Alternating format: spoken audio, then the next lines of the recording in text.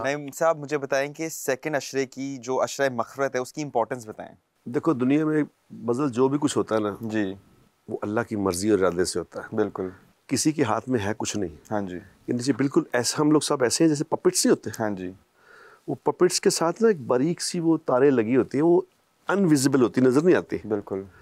تو وہ جو پپٹ آگے ہل رہے ہوتے ہیں, ایسے کر رہے ہوتے ہیں, ایکشن ہوتے ہیں, لوگ کہتے ہیں یار پپٹ کیسا کام کر رہا ہے, لیکن وہ پیچھے وہ تاروں والا ایک بندہ اوپر ہوتا ہے جو سارا اس کو بالکل مانیٹر کر رہا ہوتا ہے نا. بالکل اسی طرح ہم لوگ سب پپٹ ہیں, ہماری سب کی تاریں اللہ کے ہاتھ میں. اب دیکھو نا, یہ دنیا میں کچھ لوگ عجیب نصیب لے کے پیدا ہوتے ہیں. کچھ لوگوں میں ریئلی میں رش کرتا ہوں کہ یار یہ کیا نصیب لے کے پیدا ہوا ہے. جیسے مثال کے طور پہ آپ کا ساتھی ہے محمد یوسف, کیا نصیب لے کے پیدا ہوا ہے. دیکھو نا کہاں وہ انگلینڈ چلا گیا تھا, انگلینڈ سے وہ جو وہاں مجھے اس نے بتایا تھا کہ وہاں وہ کسی ریسٹورنٹ میں جاب کرتا تھا, اور وہ اسی طرح مطلب غیر مسلم ہی تھا, اور وہاں سے وہ دو ویکینڈ پہ کرکٹ کھیلنے جایا کرتا تھا. وہاں سے وہ نکلا, سپر سٹار بنا, سپر سٹار بن کے کلمے والا بنا, کلمے والا بن کے ایمان والا بنا. کلمے تو اور بھی کئی لوگوں نے پڑھے. وہ سچ مچ کا ایمان والا بن گیا, سچ مچ کا کلمے والا بن گیا. گھر میں زندگیاں بدل گئی, بچے حافظ بن گئے, بچے عالم بن گئے. کیا نصیب ہے, کیا نصیب ہے. اسی طرح بزل میں بیٹا سمجھتا ہوں کہ یہ جو ہم لوگ یہاں بیٹھے ہیں نا, یہ بات کر رہے ہیں, اور تم ہم سے سوال کر رہے ہو رمضان کے بارے میں. ہاں جی. اور ہم اللہ کی بات کر رہے ہیں. تمہارا والد صاحب جو ہیں یہ بھی اللہ کی بات کر رہے ہیں. دیکھیں کیا شکلیں بنا کے بیٹھے ہیں, تم بیٹھے ہو. یہ اللہ کا فضل ہے, اس میں کسی کا کمال نہیں ہے. بالکل. اور اللہ قرآن میں کہتے ہیں لَإِن شَكَرْتُمْ لَأَزِيدَنَّكُمْ, تم ہماری نعمتوں کا شکر ادا کیا کرو, ہم ان نعمتوں کو بڑھا دیں گے. اب اس سے بڑا کیا اللہ کا فضل ہوگا کہ اللہ ہماری زبانیں جو کہ ہمارے اختیار میں نہیں ہے, اس زبان سے وہی کچھ نکلتا ہے جو اللہ چاہتے ہیں.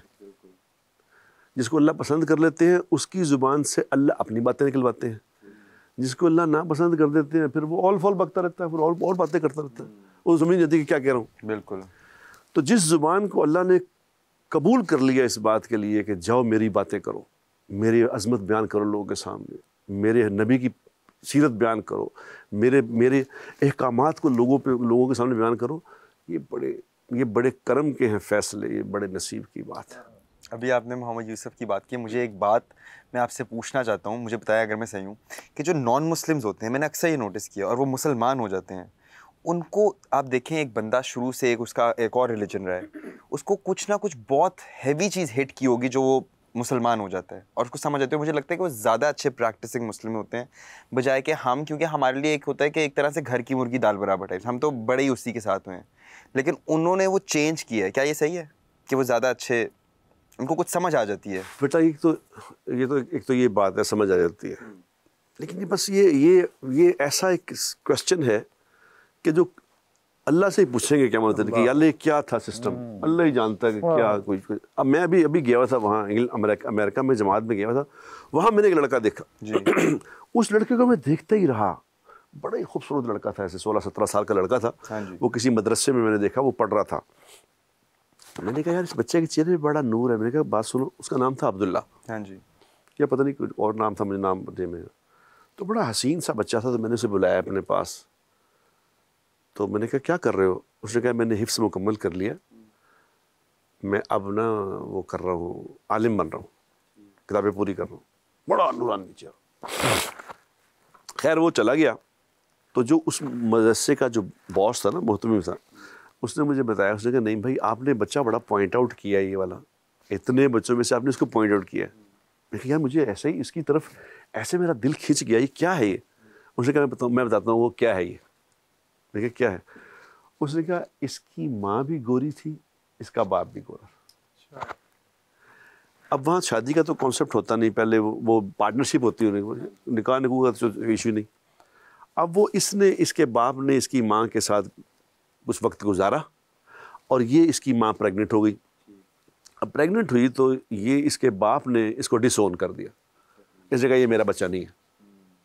تو وہ اس کو چھوڑ کے چلا گیا, اس کی ماں کو چھوڑ گیا. اب اللہ کی قدرت دیکھو, جب اس کی ماں کے ہاں یہ بچہ پیدا ہوا تو اس نے بھی اس کو کہا کہ جی میں بھی اس کو ڈسون کرتی ہوں.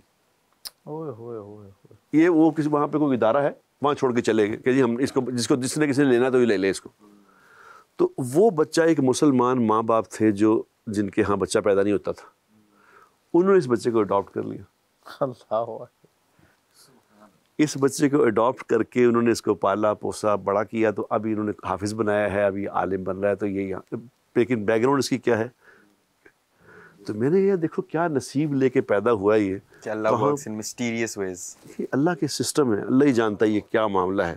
ورنہ جس پہ اللہ کا فضل, اب اللہ کا فضل کیوں نہیں ہوتا اللہ ہی جانے. اب دیکھو نا حضور اکرم صلی اللہ علیہ وسلم جہاں موجود ہوں, بتاؤ خود حضور موجود ہوں تو ان کی کیا نورانیت ہوگی ان کی. سوچو حضور کے کیا انوارات تھے, کیا انوارات تھے کہ حضور کے انوارات کو بیان نہیں کو کر سکتا. سبحان اللہ. وہ ایک صحابی نے کہا نا کہ حضور کے جب مسکراتے تھے, بلکہ امی جان کہتی ہیں کہ جب رات ہوتی تھی نا, رات وہاں تو لائٹ والا سسٹم نہیں تھا, تو ایسے حضور کے ان دانت مبارک جو تھے نا اندر یہ والے, ان میں تھوڑا سا گیپ تھا بیچ میں, تو امی جان کہتی ہیں اس گیپ کے اندر سے نور نکل کے دیواروں پہ پڑتا تھا. سبحان اللہ. اللہ اکبر. اور اتنا نور ہوتا تھا کہ اس نور میں, اس اندھیرے میں زمین پہ گری ہوئی سوئی میں دیکھ سکتی تھی. اللہ اکبر. یعنی یہ ان کے انوارات تھے. اور ان کے سامنے کھڑا ہے ایک آدمی, عبداللہ بن ابی اس کا نام ہے, بد نصیب. وہ حضور کے پیچھے صف, پہلی صف میں کھڑے ہو کر نماز پڑھتا تھا. یعنی یہ دیکھو نا, نماز پڑھ رہا ہے پیچھے, سب سے پہلی صف میں, سب سے پیچھے حضور کے پیچھے نماز پڑھ رہا ہے, آنکھوں سے دیکھ رہا ہے, اور منافق مر گیا, نہیں اسلام قبول کیا. کیا بد نصیبی ہے. تو کہیں اللہ تبارک و تعالیٰ ایسے کر دیتا ہے. تو یہ بیٹا اللہ کا ہمارے اوپر بڑا کرم ہے, بڑی مہربانی ہے کہ ہم جیسے لوگ دنیا دار جن کو اللہ نے قبول کر لیا, باتیں کراتا ہے اپنی. تو آج میں آ رہا تھا ابھی ریکارڈنگ کی طرف سے, مجھے فون کیا مشتاق نے, تو میں آ رہا تھا. سچ چیز میں بات بتاؤں, یہ ریکارڈنگ میں تیری وجہ سے ہی کر رہا ہوں. Thank you. تیری محبت میں ہی کر رہا ہوں.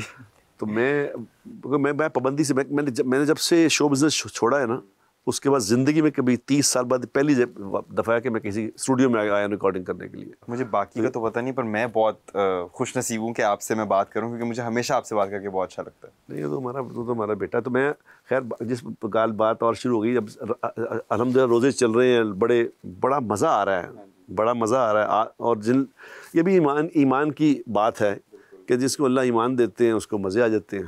وہ تو شکر کرتا ہے اللہ کا کہ اللہ صبح شام رونقیں لگی ہوئی ہیں, قرآن پڑھ رہے ہیں تو 10 گنا 70 گنا ہوا ہوا ہے, فرض کر رہے ہیں 70 گنا ہوا ہوا ہے, اور جو نفل پڑھ رہے ہیں تو وہ فرض بنا ہوا ہے. جو ہر عمل چونکہ ڈبل ہوا, اور دل بھی لگ رہا ہے اس میں, دل بھی لگ رہا ہے. رات کو تراویحیں پڑھتے ہیں, اس کے 3 سپارے ہو رہے ہیں.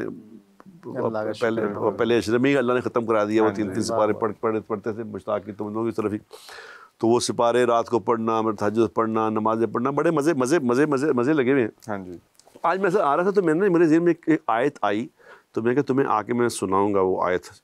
دیکھ کے اس لیے پڑھ رہا ہوں کہ وہ کوئی اس میں اللہ معاف کرے کہا کہ غلطی ہے. اعوذ باللہ من الشیطان الرجیم, بسم اللہ الرحمن الرحیم. شہر رمضان الذی انزل فیہ القرآن ھدی للناس, کہ یہ رمضان کا وہ مہینہ ہے جس میں ہم نے قرآن کو نازل کیا. سبحان اللہ. اور قرآن کیا ہے؟ ھدی للناس, یہ لوگوں کے لیے ہدایت ہے. اور رمضان میں اتارا, رمضان میں اترا, اور یہ لوگوں کی ہدایت ہے. اللہ اکبر. اس دن یاد ہے مشتاق, پہلے پروگرام میں ہم لوگ بات کر رہے تھے کہ یہ قرآن جو ہے یہ رمضان جو ہے قرآن کی برتھ ڈے بھی ہے. قرآن کی برتھ ڈے. ہاں اچھا, مطلب قرآن اترا. یاد ہے اس دن بات کر رہے تھے جب بات کر. تو یہ birth day in a sense کہ بھی اس مہینے میں قرآن اترا تھا. اب دیکھو میں جو کہ میری عادت بڑی, پھر جب سے عادت پڑی نا اللہ کی بات کرنے کی, تو وہ بولتے ہی رہتے ہیں. حالانکہ میں چاہتا ہوں کہ مشتاق بولا کرے. جب اچھا یہ بڑا گڑبڑ ہے, جہاں کہیں بیٹھتا ہے تو میں جہاں نہیں ہوتا نا تو یہ بولتا رہتا ہے. جہاں میں چلے تو میں چپ کر پھر نہیں بولتا. ویسے پہلی دفعہ میں دیکھ رہا ہوں ان کو چپ, ایکچولی تو یہ واقعی آپ صحیح کہہ رہے ہیں. پتہ کیا ہے, میں بتاتا ہوں اس کی ریزن بتاتا ہوں, یہ ویورز کو بھی بتاتا ہوں. میں, انضمام, سعید بھائی, جتنے بھی لوگ ہیں, ہم نعیم بھائی کے ساتھ بیٹھے ہوتے ہیں, اکثر ان کے ساتھ ٹائم گزرتا ہے, تو یہ جو بیان کر رہے ہوتے ہیں نا تو ہم سیکھ رہے ہوتے ہیں, کیونکہ ہم تو نکمے ہیں, انہوں نے ساری زندگی ڈیووٹڈ کی ہے, اللہ کا شکر ہے, شو بیز کی دنیا سے چھوڑ کے پھر انہوں نے پورا دین کی طرف رہے, پھر کوئی کام نہیں کیا دوسرا کوئی. تو اب یہ بیان کر کے آتے ہیں, ہم کچھ چیزیں یاد کر لیتے ہیں, تو ہم ان کو اکثر کہتے ہیں, ہم نے کہا جہاں ہم جاتے ہیں نا وہاں آپ نہ جایا کریں. یہ کہتے ہیں کیوں؟ میں نے کہا جی وہ فیکٹری میں گئے تھے, وہاں انہوں نے بلایا کہ اللہ کی بات کرو آ کے, تو میں نے کہا اب آپ نے نہیں جانا. تو کہتے ہیں آگے سے میں اور انضمام ان کو کہتے ہیں, میں کہا نہیں بھائی آپ نے نہیں جانا, تو انزی بھی کہتا ہے آپ نے نہیں جانا. تو آگے سے نہیں بھائی کیوں؟ کہتا ہے جی ہاں وہ اگلے بیان میں جو آپ نے باتیں کی تھی وہ ہم نے سن لی ہیں, اب وہ ہم وہاں پہ کر رہے ہیں, تسی نہ جا کے اتنے کر رہے کیونکہ لوگوں نے کہنا کہ وہی گلا کر رہے ہیں.